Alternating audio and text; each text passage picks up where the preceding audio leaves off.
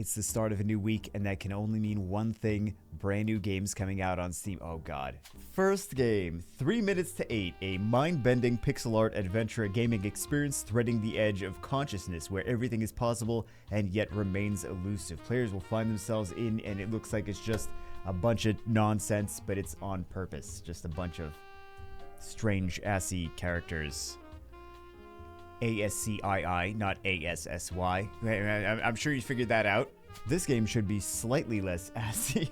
It's called Fatal Zone, an auto shooter with roguelike and RPG elements in a savage world full of zombies. Exterminate zombie hordes, collect resources, upgrade your camp, level up mercenaries. Humanity must survive at all costs. Why are we still not seeing any gameplay? That's the question. Alright, so it's a top down. Oh, and the gameplay, it was 2 seconds of gameplay. More than 2 seconds of gameplay might look a bit redundant, though. That is kind of the problem. Slay the princess. You're here to slay the princess. Don't believe her lies. Is it just a story game? Seems like just a short story game. Vengeance of Mr. Peppermint. Embody a hard-boiled detective seeking bloody justice in an old-school Korean-style beat-em-up. I knew this was Korean. I think it was the hair that made me feel like it was a Korean-style game. Plow through the criminal underworld to find and punish those responsible for his sister's death before his mind unravels and his vengeance completely destroys him. Is it the hair? Because other people have hair. Koreans are not the only ones that have hair. Something. Oh, maybe it's the characters in the background. I just took one glance. I'm like, this looks Korean. It probably was that. This actually looks pretty interesting. Dungeon Full Dive. Gather your party and play your favorite tabletop RPGs. With DFD, you can bring your fantasy worlds to life, create and customize your own heroes and maps, experience your adventures from the eyes of your miniature, or using a classical TTRPG top-down model. I want to see more actual gameplay, because I always want to see more actual... Like, this is not the game, so too many companies put effort into the trailer and not what the real important thing is the gameplay. Could be a cool experience. The company is hiring. This is the only company in America that's hiring right now. Lethal Company, a co-op horror about scavenging at abandoned moons to sell scrap to the company. That's a very short description. I feel like this could have actually got a longer description to see a little bit more about the game, because it seems slightly unusual. Pixel art Sex in the City. Tell me I'm wrong. Moonlight and Garland. Oh, maybe. Cozy, open-ended life sim about finding your feet in the big city, decorate your apartment, make new friends, grow too many houseplants, and love your city life. So, what I said at the beginning.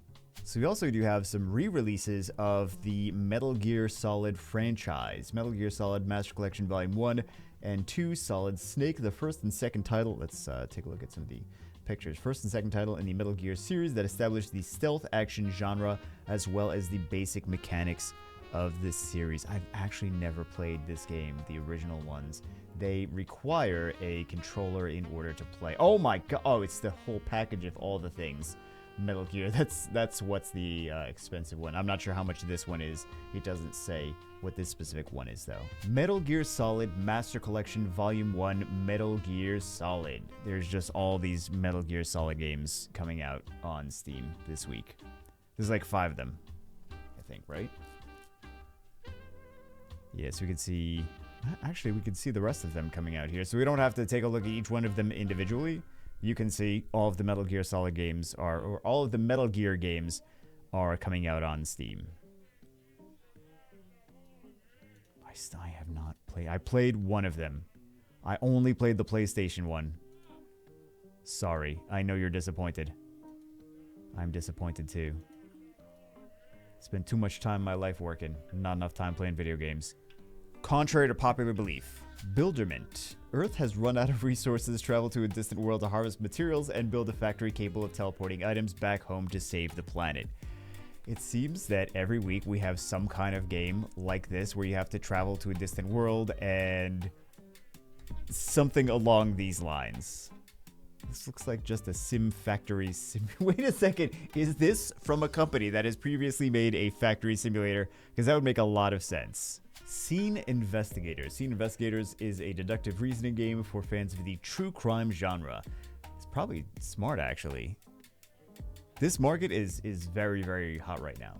Step into recreated crime scenes, observe closely for pieces of evidence, analyze possible motives behind the crimes, and uncover what truly happened. I don't know how many people that are into this genre are playing Steam games necessarily, but this is definitely something that I think they could have done a lot with this, because Netflix was trying to do, I don't know if they're still trying to do it, the Netflix games, and they could definitely have done some stuff like this and been super successful. This one actually looks pretty interesting so far. Dark Envoy. Dark Envoy. Oh. Like a tactics style. Wait a second. Some odd gameplay there. Dark Envoy is an RPG adventure with tactical real-time combat and online co-op. Control a party of relic hunters in this tale of destiny set in a conflict-torn guns and sorcery world. This looks like it could be pretty good, though. I have not heard of it until now. It seems like a decent enough game to take a look at. I don't know why it's going so slow. Oh, I suppose that was on purpose. Cities Skylines 2. This was a very, very popular game, Cities Skylines. I had no idea that they never made a sequel to it. I thought this was already a thing that had been out for quite a while, but apparently it's not. Cities Skylines 2 raise a city from the ground up and transform it into a thriving metropolis with the most realistic city builder ever. Push your creativity and problem solving to build on a scale you've never experienced. With deep simulation and a living economy, this is world building without limits.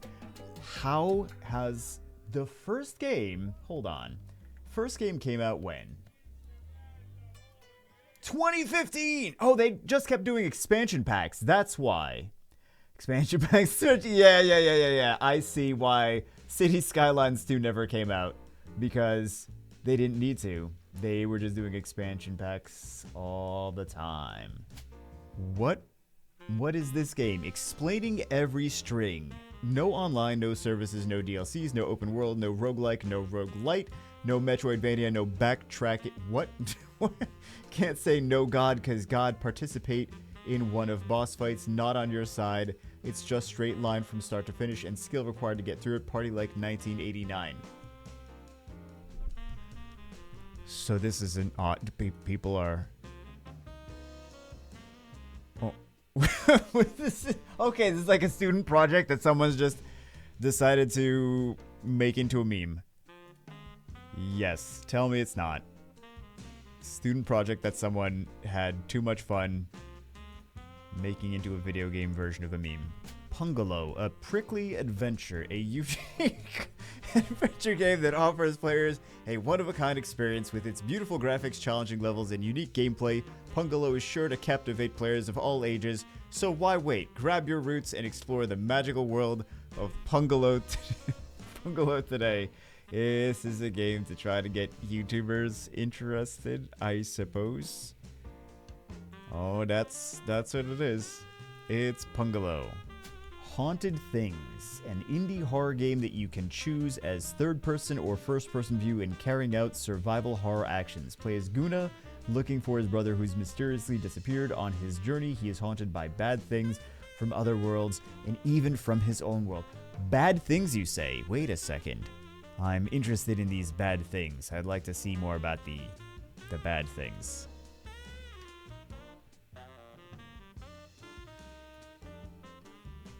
It looks like asset store stuff. I don't know. It looks like asset store stuff, but someone at least tinkered with the engine enough for it to be playable. Mahamed II, come on, fight. Roguelike combat mode. Every battle is a new start. Choose your favorite transfer route. Learn new skills, face different enemies, and challenge the invincible devil. Mahamed II, Bride of the Dragon. Parallel time and space. What different stories will there be? What in the... Okay. We see the story, right? Oh, yikes. Okay. I'm a successful fitness YouTuber. 6 million subscribers. Oh, God. What is... YouTuber Survivors. That is the name of the game. YouTuber Survivors is a 2D action roguelike game where players can easily execute exhilarating combos with simple button controls and customize their own combos. Oh, that's supposed to... E-E-E-C-C-C. Got it.